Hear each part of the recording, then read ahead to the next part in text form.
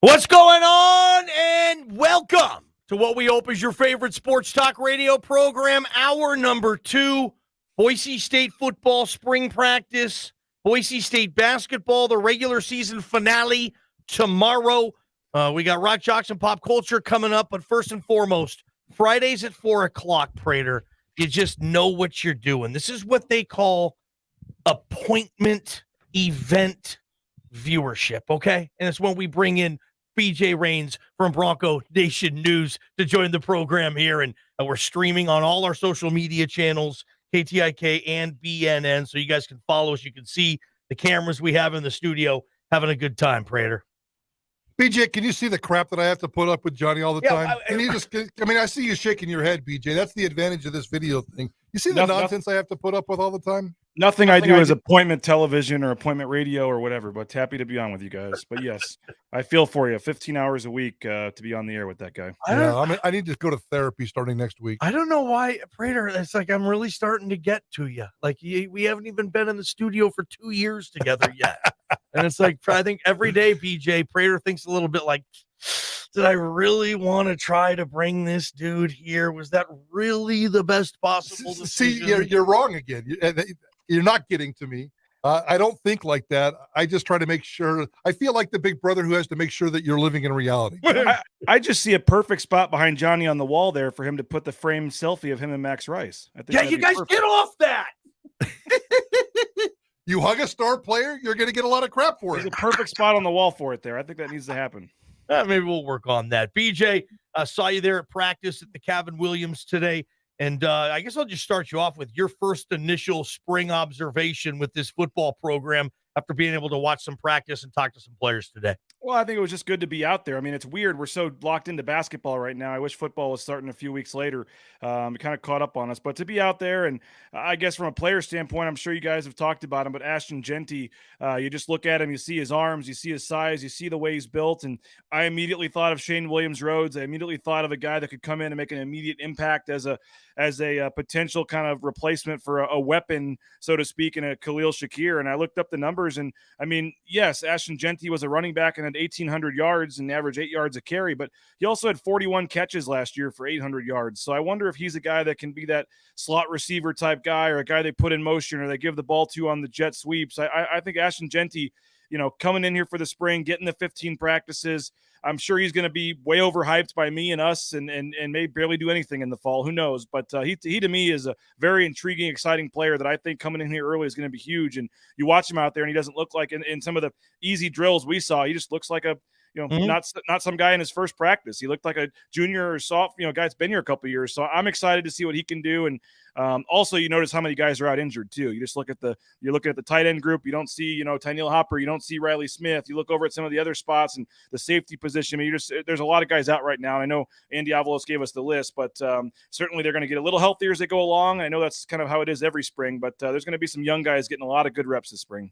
Tim Plow, we had him on yesterday. I know you talked to him at BNN too yesterday, and you can even see, BJ, he's got gray in his beard now. He didn't have that last year. Last season was hard for him, and he admitted that. And I want to ask you a little bit about Tim Plow and where you think this offense is going to go, and the importance that this is the year that Tim Plow gets this thing going, right? I don't know if he gets another, correct? Yeah, and I asked him, how far away was what we saw last year to what you were expecting or hoping we were going to see? And he kind of chuckled and said it wasn't even close. I mean, that wasn't even close to the quote-unquote Tim Plow offense. And fans aren't used to offenses like that, guys. I mean, 79th in the country in total offense, 381 yards per game. I mean, I went back and looked just for fun. In the 2014 Fiesta Bowl season, they averaged nearly 500 yards of offense per game. So you're talking over 115 yards of offense less, for a season like last year, 59th in points.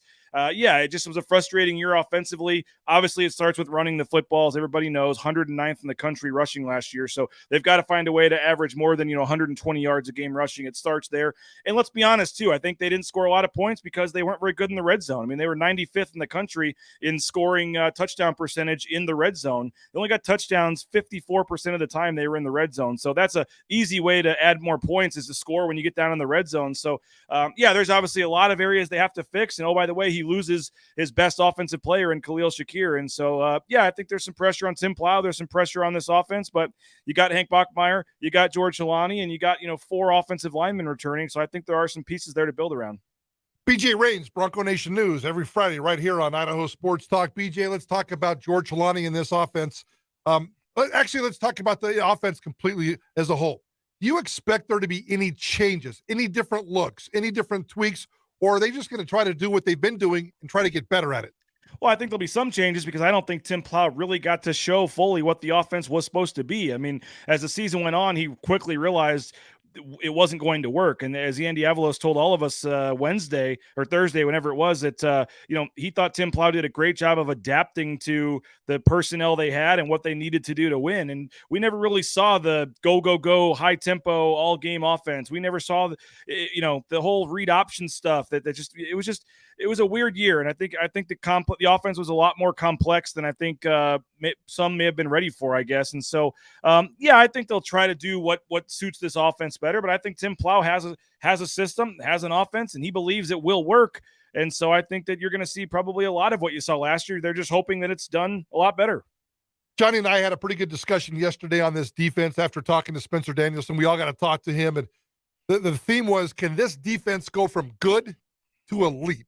I'd like to hear your thoughts on that. And if they can get to elite, how do they do that? Well, I mean, it's nice to obviously have maybe the best safety tandem on the West Coast, potentially back in JL Skinner and Tyreek Jones. I think that's a huge start for them. And you kind of work your way up. And I think linebacker is the one spot where you're going to be looking to see kind of what they can do there. Zeke Noah's back, but, Spencer Danielson told me and admitted that Zeke Noah wasn't the best version of Zeke Noah last year. So they've got to have him play at a peak elite level next year for them to be better. And you've got other guys, Hawkins, Schramm, whoever else is going to fit in there and try to play that other spot. But I think the D-line has a chance to be elite. I mean, talking to Frank Miley, you heard him talking to Bob there in the last segment. He's coached in Power 5 places, and he says this D-line has Power 5 talent on it. And so when you talk about Scott Matlock, who we talked to today, and they're really high on Herbert Gums, who came in late last season after being out with an injury, and all these guys, Divine Obasheri and Shane Irwin coming off the edge, and Banya. I mean, they really like this D-line. So I think if this D-line can stay healthy and play at the level that they think they can, I think it all starts up front. And I think when you put that D-line with what you potentially have on the back end, if you can, shore up the linebacker spot and maybe get some production at corner, I think this defense does have a chance to be better. And it was good last year, but I do think with a lot of pieces back, it's got a chance to be great. BJ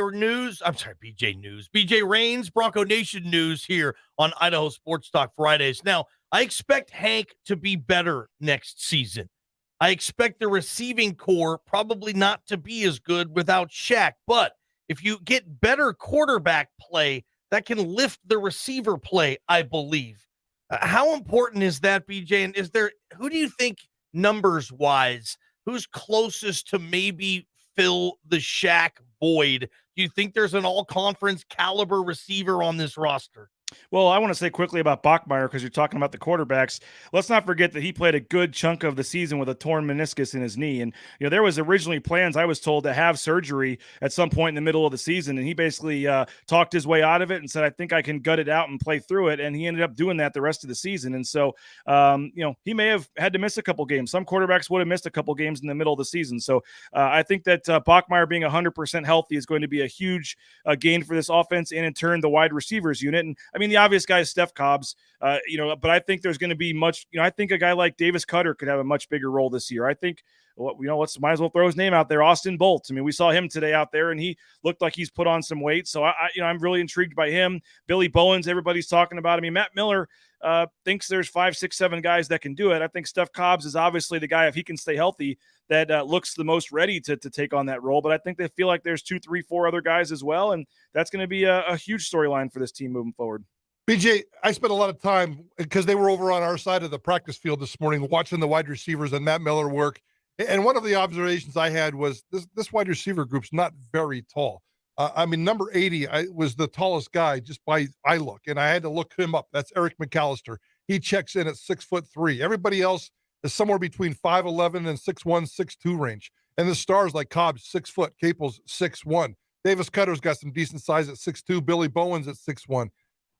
Is 6 foot tall in wide receiver land for college football anymore? It seems like that there's bigger, more powerful wide receivers out there, and and length may be an issue with the Boise State wide receiver room this year.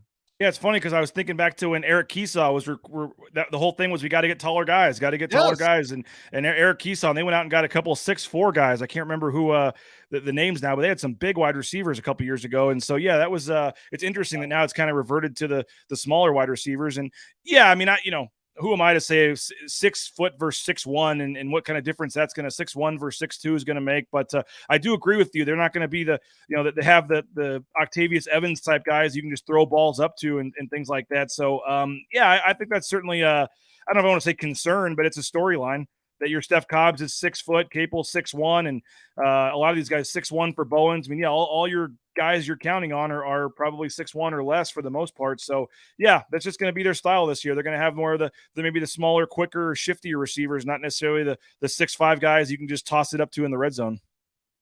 Dang, BJ, Scott Matlock today. We're at this presser, Prater, and BJ whispers into my ear as Matlock is talking, and he says, "Man, this dude is big." Like it really stood out, BJ.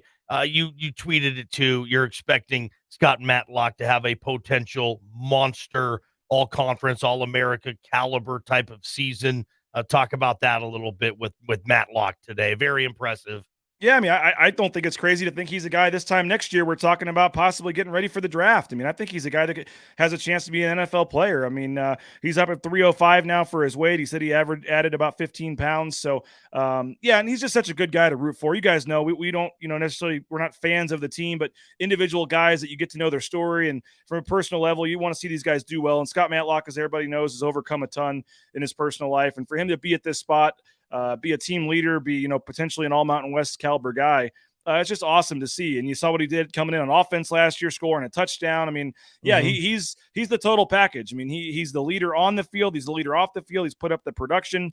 And you saw what he did last year and what he's doing size-wise. Yeah, I don't think there's any reason that Scott Matlock can't be a first-team all-league type player this year. He's that good.